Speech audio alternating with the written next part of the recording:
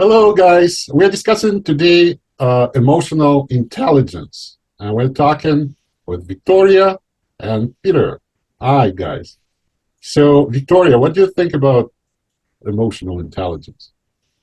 So, emotional intelligence has been a really important topic till now. And firstly, it was developed like a concept for just people. Like emotional intelligence is when you're trying to understand your own emotions, you're trying to cope with your emotions, and also you are trying to understand other people's emotions. So it is very important, not only in just usual relationships, but also in working relationships. So nowadays, we can frequently see that headhunters, they are actually evaluate your level of emotional intelligence, because this is how to measure and how to predict your future relationships with your working partners. So I think this is a very important thing, and it is really important to develop emotional intelligence, and that may not only make you to understand other people easier and communicate with them more effectively, but also can upgrade your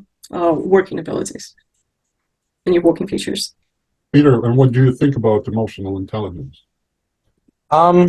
Emotional intelligence. I don't really understand how it's how work, like Victoria, you were saying that jobs look at that? Yeah. How do they look at that? So your emotional intelligence is the way, like basically, to get a long story short, it is the way you communicate with people. So if in the past, for example, employees, they were only looking at your skills, like hard skills that you have. Now they also look at your soft skills, like how can you, for example, organize groups of people? How can you clearly communicate with people and making effective working relationships? And these soft skills are highly evaluated in some top companies. Right. So basically, is it social skills? It's like not being a jerk. Yeah. I see. Like the person can be an excellent employee, very efficient and very effective and productive, but he's a jerk. And he's ruining the relationship in the group and causing everybody to quit. That's an example where his skills, hard skills, are less valuable than soft skills, because by doing this, he's ruining the everything. And as an employer, I have witnessed a lot of examples of this, although they were not really excellent employees, but they were definitely jerks. And I don't know why it is deemed to be a modern feature. I think it existed for millennia.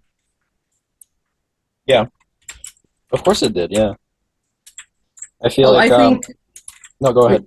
Yeah, I think the importance of emotional intelligence just raised nowadays. Yeah, it's way more important now than it was ever. It's a tendency. It's a tendency to make everybody think that previous generations were idiots. It always existed. It just, they gave a new name to the old things, right? Yeah. Well, anyways, if it comes not only to working relationships, I think that emotional intelligence is the crucial thing to have in just your ordinary life, and everyone should try to master it, because like the way it gets easier to communicate with people is insane. When you don't just see like a wall in front of you and you're trying to communicate with a wall, but you see a real person with its own world inside, with its own feelings and emotions, and you understand how they work. Like, not fully, but at least you're trying, and that makes you a comfortable listener, that makes you a comfortable partner to speak or to communicate in any way. Like, for example, if I was a jerk, like I would, for example, interrupt you all the time. But as long as I'm kind of into emotional intelligence, I do not interrupt you, because I understand that you don't want to be interrupted. So that is what emotional intelligence is about.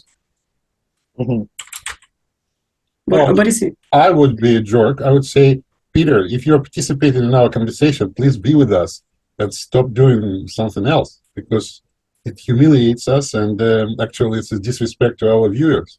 I posted this. Do I sound like a jerk now?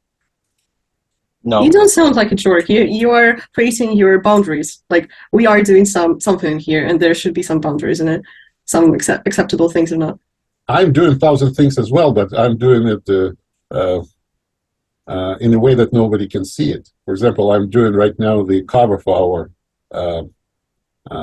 podcast, asking the GPT, DALL-E, how we call it, DALL-E to make a picture of emotional intelligence. But nobody can feel that I'm not here, right? Emotional intelligence is a key to achieve anything, anywhere.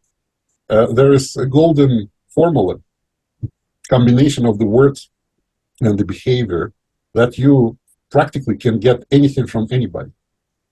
It's like a golden key. If we know what to say, whom to say this, and how to say this, you are the winner. And we got a lot of movies where people can read someone's mind, and by reading someone's mind, they actually guess what people really want or what the people really think, and they use it to their benefit.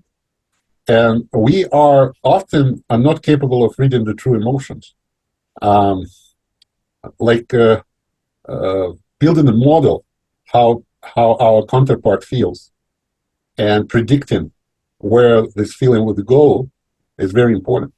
And it requires a lot of attention, some experience, and just what we call emotional intelligence to read the people, and understand where it goes. And I have to admit, even though I feel the value of this and I'm trying to do it most of the time, I make mistakes. Many times I don't really catch what people are up to, right? But Boris, do you understand it right? Like, you have the concept of a perfect working space where people do not really need to communicate with each other, where they just do their job. And in this model, is it actually important to have emotional intelligence, as long as maybe in the possible future we won't need to communicate with each other?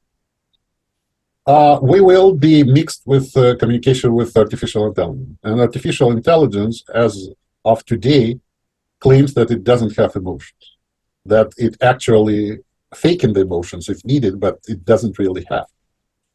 If we think that it does, it's just a figment of our imagination. Like, you can say very bad and discouraging words to your GPT-4, and even within the same chat, it won't influence it much of how it communicates to you. And if it does, you will just renew the chat, and it will completely forget what you have said. Some say that it's not true, that it started to feel bad, and sometimes I can feel that. Sometimes the conversation goes wrong, and it can get over it. If he finds or she finds something wrong with the direction that we are talking, you already cannot change this direction. Like, if it thinks that something violating some rules, or I'm talking about the topic that it's not allowed to talk, even if I explain myself or I add things, I need to renew the chat. Otherwise, it's already stuck there, right? But with people, it's not quite possible to just refresh the chat. If you say something that hurts them, they might remember it until the end of the days. And being pragmatic, actually, I'm proud of being pragmatic and being able to renew relationship depending whether it's beneficial or not. Sometimes it turns out good. Sometimes it turns out not so good. Yeah. It's a lot of intuition, what I would say, intuition. But I think it's very beneficial that we will start to communicate more and more with entities like GPT-4 and other artificial intelligence, that our mistakes in understanding of the emotions of our counterpart will not affect the outcome of our business or study or anything else. How many times, for example, taking a lesson from a girl and you do some advances because you think that girl likes you, and then it turns out that she doesn't, and you cannot repair it anymore. It's not the same. She would feel awkward, and it will break the relationship anyways, whatever they are, the working relationship, other things. What do you think, Peter? Well, yeah, you can't really just refresh that with a human. I feel like what Victoria was saying, that we will get to a point where we don't have to interact. I don't think that will ever happen. No, I said mixed interaction. Like imagine that we have the fourth correspondent or the fourth participant now, who would be ChatGPT. Mm-hmm. At one point or another, we will get a feeling that he's an equal participant as we are. We will forget that this fourth participant would be artificial. It easily passes this test that makes it indistinguishable with human in so many terms. And especially when we engage in a conversation, we'll treat him as a human, all right? And I think that would be the mixed interactions where the emotional intelligence will diminish in its importance, and it should. Because imagine a political situation when two heads of superstates don't like each other. It can cause the war. It can actually cause the global war and extinguish the whole civilization only because they don't like each other. It's not right. And I'm taking pride of knowing to control my emotions and being prudent and practical. And even if I have been hurt or disrespected or abused in some way or another, it's not necessarily a big no to deal with the same entity or person again. If I need something, I will.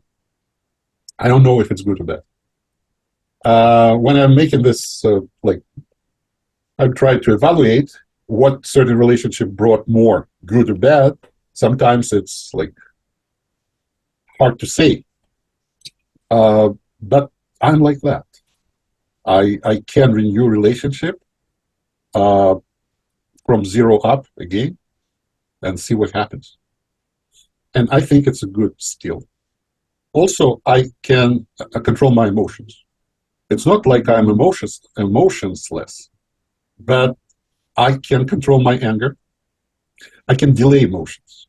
Like even something happens that I don't like, I will delay my emotional response.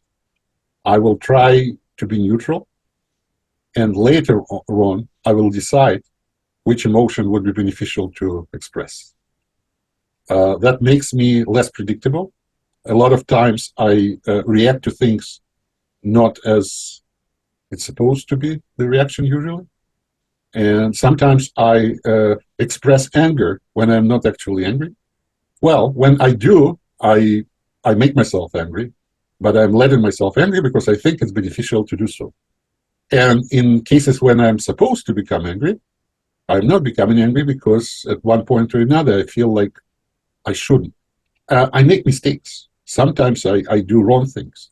It's also is not very well treated by others. They say that you are fake, you are hypocrite, you are not genuine, you're not honest.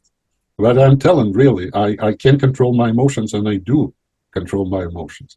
There are some cases when you have relationship with, it doesn't matter what kind of relationship, with some toxic people. There's no good way to communicate.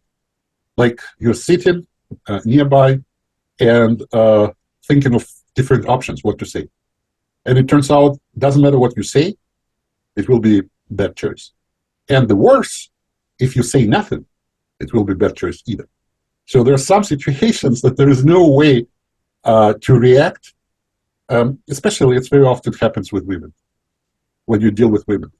Sometimes they come to such a state of their emotional state that there is no good way to deal with this situation.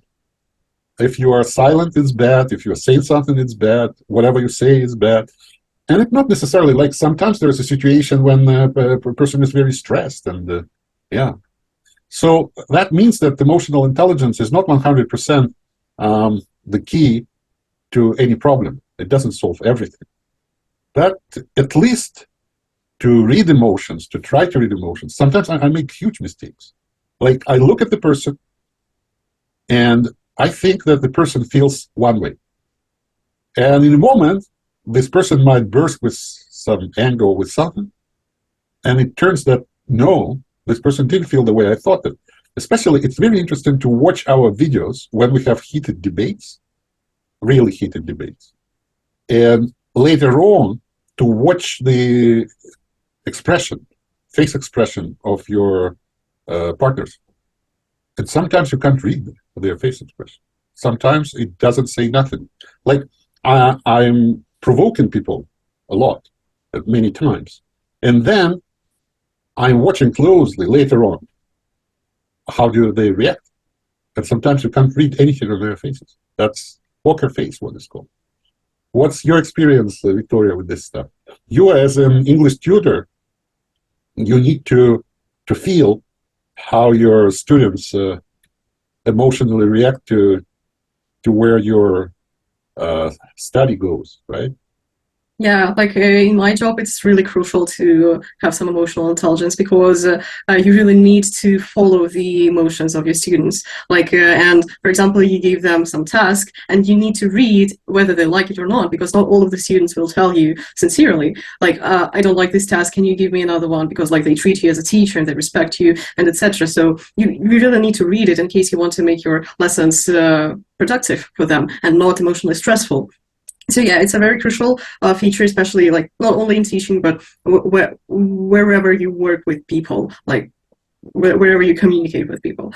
But listening to you, I came up with a question, like, is the emotional intelligence actually a bad thing or a good thing? So let me make things clear. So on the one hand, this is a very good tool to use when you communicate with people. So for example, I use it to make my students learn English. Like I use it so they learn more productively, and this is a good thing. But on the other hand, you can use emotional intelligence to manipulate people and to get from them what you want and what they maybe don't want, because like understanding the emotions makes you like if you understand the emotions, you are able to control not only your emotions but also to manipulate emotions of other people, and that's what marketing masters are doing. So basically they are manipulating our emotions and they make us buy the products.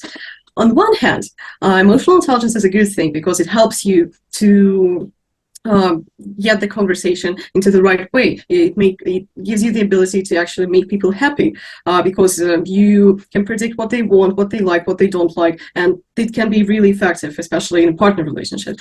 But on the other hand, it also makes you less sincere, because if you control your emotions, that means that you are not being genuine with other people. You're not really showing what you are right now, and you're just putting on this mask for what you think is needed to be shown in front of these people. So in general, like I think that's why I asked this question: is it in general a bad thing or a good thing? I mean, of course, it can be used in different ways, and it only depends on people who use it. But I think it is still not a close topic on whether it is a 100% profit if you have emotional intelligence. I have a recipe. I'm genuine 99% of the time. And then when I have to be not genuine, nobody actually knows. Like, also about the mask, I'm not putting on the mask. I'm just analyzing myself, trying to see the bigger picture of the universe. And I might say to myself, yes, this person is treating me bad, but I need this and that. And that's not time being genuine. And what's the direction that I would take? And I would take the direction and I will believe in these feelings that I would make myself feel. Like, so you're actually manipulating not with other person, but with yourself as well. Yeah. For example, you want to break up with the girl, but then you think you're not ready to break up with the girl. So you're not breaking up with the girl. But then you feel that you are ready to break up with the girl. And you start breaking up with the girl. And she reacts it in a way that you don't want to break up with her right now anymore. And then you change the direction again. What do you think, Peter? Yeah, it's I feel like I don't really understand why emotional intelligence would be a bad thing. I think it's a gift, really, that I think most men are born with this gift to like control emotions. I think it's kind of like a thing that is being kind of shushed now, especially in like society. Like I know it's a little off topic, but I feel like in society right now it's telling to men to show more emotion, to show more weakness, to show more and it's seen as a bad thing almost, right? I mean, I think there is some difference between to trap your emotions No, and there's to control definitely your no. emotions. I completely agree with you. There is a difference between trapping emotions and controlling emotions. But I feel like for some people, going on a crying rampage with your boss or with your coworker or with your even somebody like a loved one, like your kid, for example, or something like that, that's not a really good thing, right? So controlling emotion around certain people or controlling emotions around certain situations is a good thing, right? But anyways, you never know whether people want you to control these emotions or not, because I mean, controlling the way how you control your emotions and what emotions you control, it actually depends on how you feel about the other person. Like if you feel, like if you think, if you suppose that the other person would be offended by these sort of emotions, you decide not to show these emotions, but you may be wrong. So maybe it is more productive to show all the emotions and to let the person decide which he likes and which he doesn't like, and then tell you this. It's not healthy for you to show all emotions, especially like I don't know, I'm not a woman, but as a man, I'd hate to show all my emotions. That would kill me, honestly. That'd make me more depressed. That'd make me more depressed because it makes me feel more weak. It makes me feel, not really full. It's kind of a hard thing to explain, but it's it feels almost like uncomfortable, and it's not like not showing any emotion. It's like just giving those emotions onto somebody else. That's mostly the problem that I have with it. Do you understand? Yeah, I understand it, but I think that lots of people that actually experience this fear, it's not like the fear of their emotions. It's like being uncomfortable with showing some sort of emotions and treating some emotions as a weakness. I think it actually comes from some fear. It actually comes from some, child trauma, maybe. Actually, like for example, you showed your parents some emotions and they reacted negatively, and now you are. My parents are great. I don't know. Yeah, I am pretty sure. It's mostly comes down to the point where, how do I phrase this properly? Men, or like, maybe it's just me, but I'm more of a person, if I have a certain feeling, it's usually because I either did something or didn't do something about it. So for the best way for me to get rid of or to like show an emotion is by doing something positive. For example, if I have an assignment that I got a 60% on or like a fail, something like that, I have a negative emotion or I'm feeling sad, I'm not feeling good about myself. I instead of going and just crying to my mom, oh my God, I missed this, oh, I'm so, I sit down and then I do other work to make myself feel better about it. It's the same way with relationships with me. If I make, if somebody hurts me, and like for example a close friend hurts me, instead of going and crying to him about it, I go talk it out. I go talk about how I immediately I take action about it, right? And I feel like that's a wise thing to do. It's just I feel like it's a difference between how I think it's a difference between therapy. I don't think it's a difference between actually showing emotion, because men show emotion, they show a lot of emotion, right? But I feel like it's the difference between how people deal with those emotions, because some people, they need therapy, they need to go talk it out with somebody, and that's fine. But for me, for example, that doesn't work. I need to do something right away about it. I need to be working on it, right? Talking with somebody just does not work with me like that. No, I think it's just like you. Like for example, if you're talking about me, like usually I really need to express my emotions. If I trap them inside, it makes me feel horrible, because it's not trapping emotion. It's letting out. It's cathartic almost. Whenever you go and do a thing that fixes that problem that you have, it's very cathartic. Yeah, but at the moment, I really need to express myself some way. Like for example, if I'm angry, I'm gonna shout at someone. And like for example, if I deal with a person and we have close relationships, I always tell him like, okay, I'm really emotional and I can shout at you, and then I instantly go, I'm sorry, but like, yeah, this is the way I express my emotions. Yeah, and of course, I did a lot of work on being, more how do you say, like ecological, like, you know, when you don't really hurt the environment and people around you by showing and expressing your emotions and making it comfortable for other people. But yeah, like for example, for me, like isn't it called sublimating your emotions into something else? Like, so for example, you feel angry and then you just do something like you channel your emotion into something else. Yeah, and that's I feel like it's more positive than just throwing that emotion out there, because I feel like every man, especially like men, I feel like women can do it too, but men have a really good gift that they can not only control emotion, but they can create emotion. That means if you need to feel angry in a situation, you can feel angry in a situation. If you want to feel happy in a situation, you can feel happy in a situation. If you want to feel sad, then you can feel sad, right? It's like, don't you think that like it makes you some sort of, I don't know, it's not like plastic, but not really open to the world when you just, okay, now I need to feel this and I feel this, now I need to feel this. It's just, when they're not like clear and genuine emotions. It's genuine emotion. Like if I want to get it's, but you want to get the emotion, that means it's not genuine, because like emotions, it is genuine. They come before our minds. If I go into the gym and I need to get, you know, pumped up and hyped up, and I get myself pumped up and hyped up and I hit a new PR, how is that not genuine? That's real. I had a new PR from that emotion. What is PR? Permanent residence? It's like a new height. If you go up a weight in a gym, or you hit something new, it goes up. You are talking about emotions like they are written in stone, that you have to feel certain way in certain situation. But it's not that simple. Like, let's take a situation. You find out that your loved one has cheated on you. Mm-hmm. What should be a reaction? Anger? Well, so let me tell you this. The man, right? Those are all the emotions that they will feel, but there's a difference between controlling your emotion and not bludgeoning your wife with a golf trophy, and then controlling your emotion and keeping calm about the situation. But wait a second. And what about if you wanted to end this relationship anyways, and you get such a good opportunity to do it? Then you feel completely different emotions. Or you genuinely love this person and you feel happy about this person, that she actually had some fun. That's another way of feeling about it. And like there's a list of different options how you can feel about different things depending on your philosophy and the way how you perceive the world. And when you have this philosophical approach, you can actually choose how you will feel about something based on the best suited philosophy to this particular case.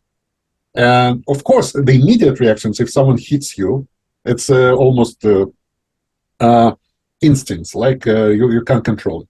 But if something that you can think about, at least a little bit, you can decide how you will think about it. Another thing I would like to say, that manipulation, I would not say that it's a bad thing. It's just a part of any interaction. Any interaction leads to manipulation. Don't you think that we must create the world without it? What? Don't you think that we must try to create the world without it? Like without being in need to manipulate people? No, it's a difference in cultural understanding of this term. Like, is ambition, is it good or bad? It's good. Being ambitious, is it good? Good. It's good, yeah. It's good. In Russian, being ambitiozny, is it good or not? Yeah, it's good. It's good. Already? It used to be a bad word. Like, in my opinion, like in my philosophy, it's a good thing. No, like in Russian language 20 years ago, if someone like the language, ambitious, it was bad. And when I came to the embassy, Canadian embassy in London, where we were applying to go to Canada, he used this word, are you ambitious? And I said, no. So same as with manipulation. Anything in this universe is based on manipulation. Like everything.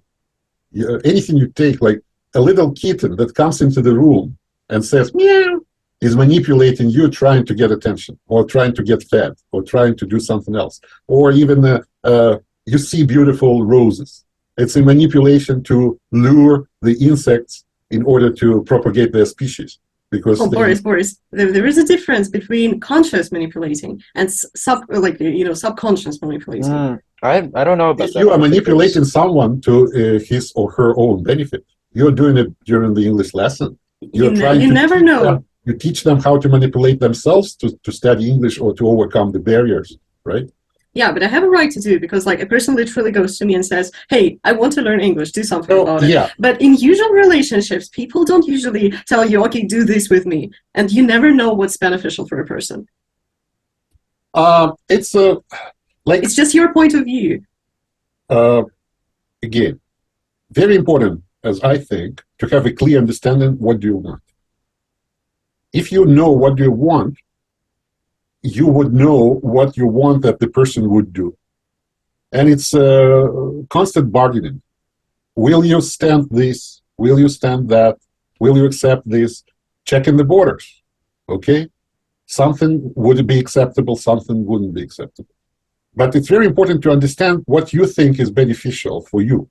Even if you are making someone doing something beneficial for themselves, it might feel you better, and then it will be a benefit for you. The clear understanding what you expect from someone.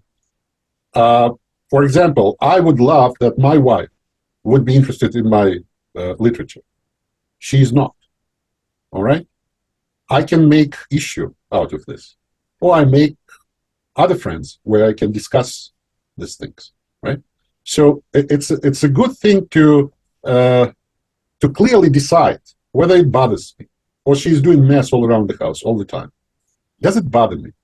Does it bother me to a degree that I want to break up? No. And when I decide that it doesn't bother me, I don't pay attention anymore. Even I'm trying to find some benefits. So, okay, if she's doing mess all the time, I will be doing mess too. First of all, it doesn't matter if it's already messy. If I add some my mess, it will never be seen that much. And second of all, it's a liberating experience when you're just throwing things on the floor and don't care about it. Like, you need to sit and decide, is it pivotal for you or not? Is it really something that important or not that important? So first of all, everything is manipulated. Even if you stop manipulating, the fact that you stop manipulating will manipulate others. All right? Another thing is, like we said, you can choose from the menu how you will feel depending on the philosophy. You need to decide what you actually want. Just sit on your butt and think, what do I want? And is it that important for me? All right? And if I do want this, how I'm going to get it? And if this thing I need to get from someone, you need to think how you're going to get this thing from this particular person. And if you cannot get this thing from this particular person, you're thinking either to change the person or just stop wanting, because wanting something from a particular person and not getting it from this particular person makes you unhappy. I'm too Russian? No, you're not too rational. Like, that actually makes sense. I just compare it to, some sort of my ideal world. Like, in my ideal world, there is no need to manipulate people. You just say, I want hugs. You don't need to do meow. You don't need to, show some signs or whatever. You just need to tell a person, I want some hugs. Or, for example, I want this. Will you give it to me? And you get answer no. That means that you just need to change the person, and that's it. But like, if you have this, but like, in my case, for example, if I tell her that I'm going to move back with Muskin, if you're not feeding me, I will get food. No, that's a clear manipulation. You just tell her, I need food, please. It's really important. No, it doesn't work. And then she knows. No, it doesn't work. But if I complain to Muskin, they're not feeding me, Muskin, take me back, please. And she's sending me the picture of the meatballs that you had yesterday, Peter. Very nice ones. I got this recipe. And I show her the picture and my conversation with Muskin, so she gets scared. And today I got a very nice chicken. Yeah, like, it's not supposed to work with all people, because it's really hard to achieve this sort of consciousness, like, where you can just understand words without being in need to support these words with some sort of emotions. Like, for example, when you're manipulating, she's feeling some sort of guilt, and that's why she's making you food. She starts to making you food. Guilt? But no, that's not in her vocabulary. I know what she feels that makes you make. I think fear to lose. Okay, she has fear, and like, not all the people are capable of just reacting to words straight ahead. Like, I want food, and the person is like, okay, food is important for him, let me give him food. Yeah, some people, they need this emotional support, but I don't think it's good. Like, I think that people should learn how to, you know, clearly communicate with this perfect thing in our mouth that we have. Then it's not like you're talking about the world without idiots. Yeah, we're talking about a world without emotion also. Yeah. No, you can experience emotions, but you just like, emotions, they make it harder to clearly communicate. Like, you can feel emotions. You can feel emotions, but when you are communicating with other people, apart from having emotions, you don't need to feel emotional about your emotions, the other person. So you have the emotions, you don't need to force the other person to feel emotional about you having some emotion. Like, when you're coming up to a boy and say, I want hugs, 99% of the time you will get hugs. But if you go to the same boy and say, please take garbage away, you might get it. Yeah, like, and that's the thing. Like, I think that's the, like, for example. Or if it's vice versa, if he comes to you at any point and says, I want hugs, or I want sex, for example, he won't get it all the time. So yeah, and I will tell him, I can't give it to you right now. Like, maybe let's do something what else. Are the options? Looking for someone else, or there are tons of different emotions. Do you really want to know all of them? Like, how to cope with not having sex? Like, there are tons of ways to cope with it. And, like, the fact is that, for example, if I come to a boy and I'm feeling emotions about, I don't know, I'm feeling loneliness, and I tell him, I want hugs, and I don't make him feel bad about him not giving me hugs. I just tell him straight ahead, I want hugs because I feel lonely, and person without like, he doesn't need to be sad, he doesn't need to feel guilty or fear or anything. He just, okay, I can give you hugs. Here are your hugs. That's it. And that's if he's in the middle of the computer game with his friends. Yeah, and that's the way where you try to understand him. Like, you come to him and say, I want hugs because I feel lonely. I can't give you hugs right now. Let me finish the game and I'll give you hugs. Okay, we found the solution. What about if you be in the beach for a couple of hours and he doesn't want to give you any hugs? The problem with women is that they are emotionally unstable because of their period. And that's why, I'm sorry. That's why there are no reasonable factors that influence their emotions. They can cry without reason. They can laugh in the situation where they're supposed to cry. They can change, and most of them will kill you if you tell them that the reason for their feelings is not in real world, but just the reflection of some hikes in their hormones. Yeah, and it's really hard for a woman to understand, to reach this level of consciousness. Like, for example, I do have it. Like, I don't get mad on my period because, like, okay, there was a time in my life when I was like, okay, I get mad for some reason, and I was starting to search for the reason in the outworld. But then I read about hormones, I read about all this stuff, and I got to realize that, oh, problem is, well, it was actually not in the world, but in me, inside of me, because I have this strange thing that my body does to me every month. And yeah, so I reached this consciousness, and when I started to communicate with people during my period, for example, I can tell them, for example, okay, I can start crying without no reason. I do it not because of you, not because of anything, just because I'm in my period, and I 100% understand it inside my mind as well. So I can accept the fact that not all of my emotions are reasonable. But you have a tendency to explain things through neurobiology, and you're a very biologically oriented person. Yeah. So it's not very usual, okay? And most we should make neurobiology taught at schools. Yeah. But most of the people are not that way. And men has their periods too. We just don't know how they work. It's not that obvious, but they do. Sometimes they get agitated, sometimes they get aggressive, sometimes they get irritated, and so on and so on. That's all the things that when there is no real reason in the outer world, and then you have an emotion that you need to base on this reason, so you're looking for this reason, and you always find this reason. And the good way to control yourself is to analyze yourself all the time, asking yourself the questions, and what do I actually want? Why I'm doing what I'm doing? Why did I do something the way I did this? And sometimes you even understand that you did unreasonable things, but you can explanation why you did. And sometimes they're not rational explanations, but at least you understand why you did that.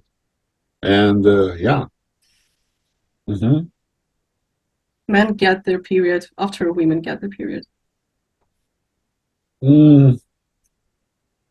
I would even say, I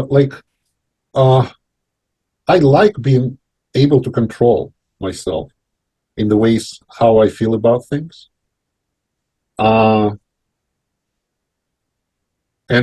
also manipulating yourself is very important. Like the whole idea of your course to manipulate yourself to make your brain study a language is also like a manipulation, right?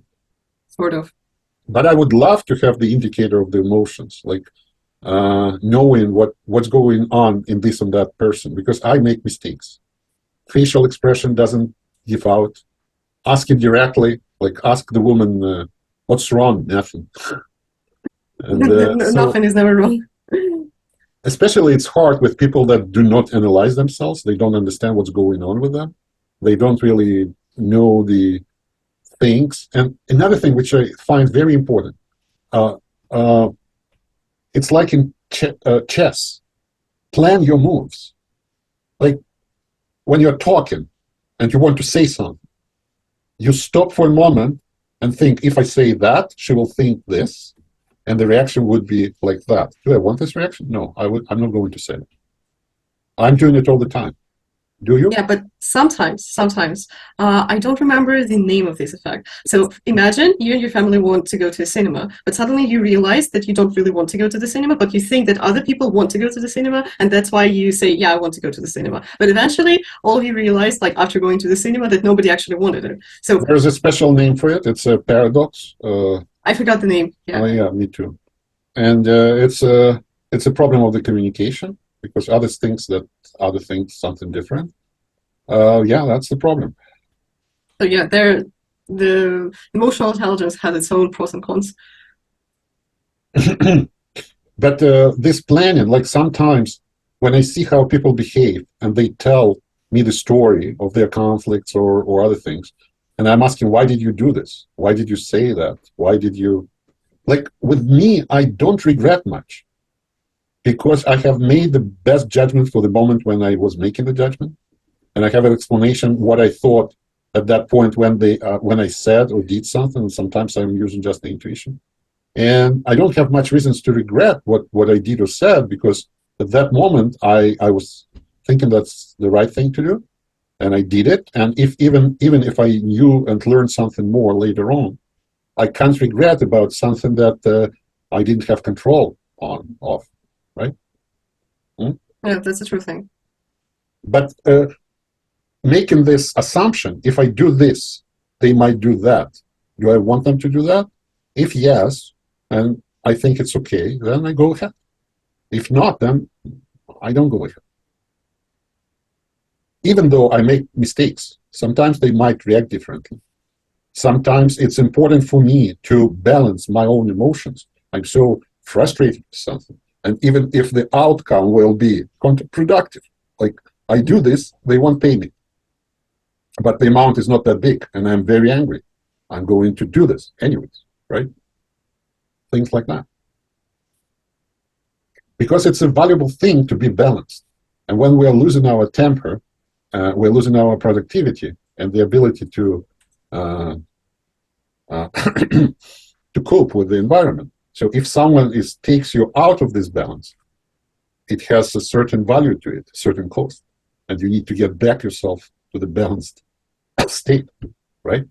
Yeah, but like I think that there's actually we all need to find balance between being in balance and being unbalanced, because I think each person must have his own like safe space where he can just be himself.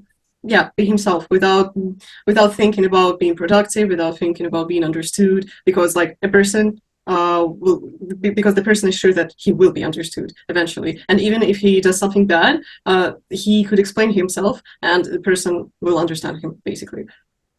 I think I'm being honest with myself, and very much often I'm honest with everybody else. Like I said, 99% of the time I'm speaking up my mind, and there's nothing that I'm hiding. Only in very rare occasions when I really need to get something, I would try to hide my real feelings about something. So yeah. Also, it's a kind of tactics. Not having the secrets make you invincible. Nobody can blackmail you by disclosing secrets about you if all those secrets are all over the internet anyways, if you already said that 1,000 times, right? Yeah, that's true.